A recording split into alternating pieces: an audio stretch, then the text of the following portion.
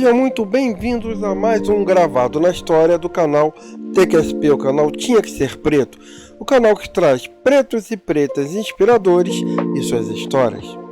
Vamos conhecer mais uma história inspiradora? Então, vamos lá! José do Patrocínio foi um farmacêutico, jornalista, escritor, orador e ativista político brasileiro. Destacou-se como uma das figuras mais importantes do movimento abolicionista e monarquista no país. Foi também o idealizador da Guarda Negra da Redentora, que era formada por negros e ex-escravos, sendo a vanguarda do movimento negro no Brasil, e foi formada para proteger a monarquia contra a aristocracia e os militares.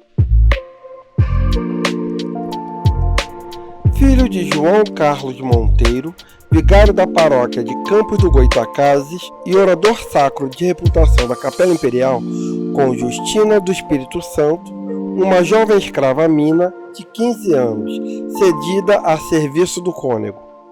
Embora se reconhecer a paternidade, o religioso encaminhou o menino para sua fazenda, onde José do Patrocínio passou a infância como liberto, porém convivendo com os escravos e com os rígidos castigos que lhe eram impostos. Com a permissão do pai, foi para a capital, onde começou a trabalhar como pedreiro na Santa Casa de Misericórdia. Prestou exames preparatórios para o curso de farmácia, ingressando na Faculdade de Medicina como aluno de farmácia, concluindo o curso em 1874. Um antigo colega, João Rodrigues Pacheco Villanova, convidou-o a morar no tradicional bairro de São Cristóvão, na casa de sua mãe, então casada em seu segundo casamento com o capitão Emiliano Rosa Sena, abastado proprietário de terras e imóveis. Para que Patrocínio pudesse aceitar sem constrangimento a hospedagem que lhe foi oferecida, o capitão Sena propôs-lhe que, como pagamento, lecionasse para seus filhos. Em 1875, lançou um quinzenário satírico, Os Ferrões, na qual se evidenciaram suas qualidades polemistas, que logo foi extinto. Em junho de 1876, escreveu um ousado poema com 12 estrofes, dirigido à Princesa Isabel, que foi publicado no periódico O Mequetrefe. No ano seguinte, pelas mãos de Ferreira de Araújo, entrou para a Gazeta de Notícias. E em 1879, casou-se com a sua aluna Maria Henriqueta, filha do capitão Emiliano. Fundou em 1880, juntamente com Joaquim Nabuco, a Sociedade Brasileira contra a Escravidão. Com o falecimento de Ferreira Menezes em 1881 e com recursos obtidos junto ao sogro, adquiriu a Gazeta da Tarde, assumindo-lhe a direção. E em maio de 1883, articulou a Confederação Abolicionista, congregando todos os clubes abolicionistas do país, cujo manifesto redigiu e assinou juntamente com João Klepe, André Rebouças e Aristides Lobo. Nessa fase, Patrocínio não se limitou a escrever, também preparou e auxiliou a fuga de escravos e coordenou campanha de angariação de fundos para adquirir alforrias, com a promoção de espetáculos ao vivo, comícios em teatros, manifestações em praças públicas, etc.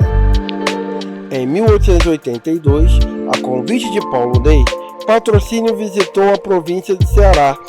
Essa província seria a pioneira no Brasil ao decretar a abolição da escravidão já em 1884.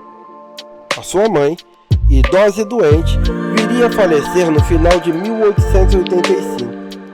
O seu sepultamento transformou-se em um ato político em favor da abolição, tendo comparecido personalidades como o ministro Rodolfo Dantas, o jurista Rui Barbosa e os futuros presidentes Campos Salles e Prudente de Moraes.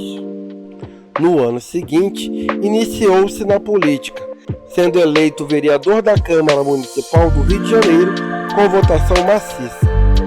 Em setembro de 1887, abandonou a Gazeta da Tarde para fundar e dirigir um novo periódico, A Cidade do Rio. À frente desse periódico, intensificou a sua atuação política. No dia 13 de maio de 1888, a princesa Isabel, exercendo a regência em razão da viagem de Dom Pedro II à Europa, assinou a Lei Áurea. Nesse momento, chegou ao fim a luta de 10 anos de campanha abolicionista. Patrocínio aproximou-se de Isabel, ficou de joelho e beijou-lhe as mãos, sendo seguido nesse gesto por outros abolicionistas. Patrocínio manteve-se ligado à princesa, recusando a adesão aos republicanos, e os amigos da Confederação Abolicionista afastaram-se dele. O jornal A Cidade do Rio, aos poucos, perderia sua importância.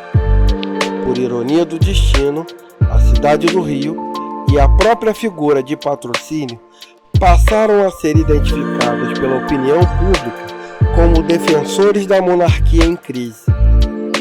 Nessa fase, Patrocínio, rotulado como isabelista, foi apontado como um dos mentores da chamada Guarda Negra, um grupo de ex-escravos que agia com violência contra os comícios republicanos. Esse grupo iniciou um verdadeiro culto à princesa Isabel, o chamado isabelismo, e combateu diversos ativistas contrários a um eventual terceiro reinado.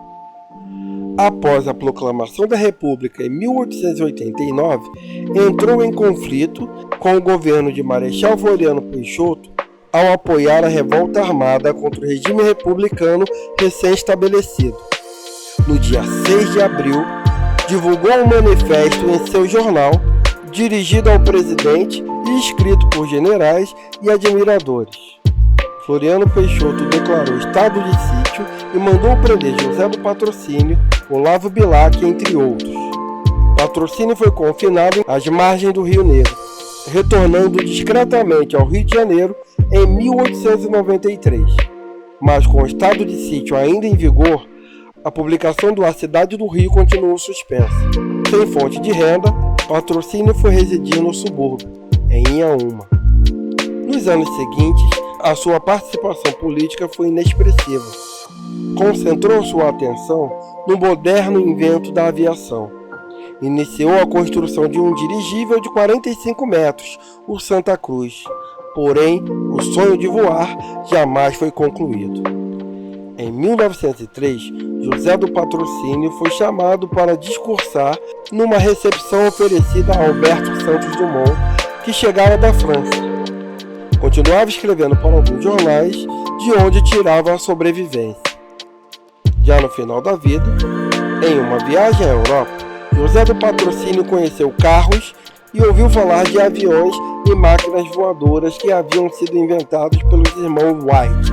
Muito progressista, ele gostava de inovações tecnológicas e trouxe ao Brasil um dos primeiros carros que se tem conhecimento.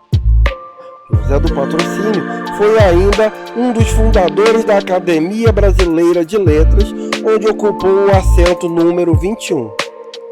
Faleceu pouco depois, no dia 18 de agosto de 1905, no Rio de Janeiro, aos 51 anos de idade, aquele que é considerado por biógrafos o maior de todos os jornalistas da abolição. E é por isso que o canal Tinha que Ser Preto, o canal TQSP, tem o orgulho em dizer que José do Patrocínio, por tudo que representa, tinha que ser preto. Muito obrigado por tudo que você fez e lutou pelo fim da escravidão no nosso país. E se você gostou do Gravado da História e contou a história de José do Patrocínio, então eu te convido a se inscrever no canal, a compartilhar com os amigos, ativar as notificações, comentar os nossos vídeos, porque somente assim, juntos, somos muito mais fortes. Um grande abraço e fiquem na paz. Até o próximo vídeo.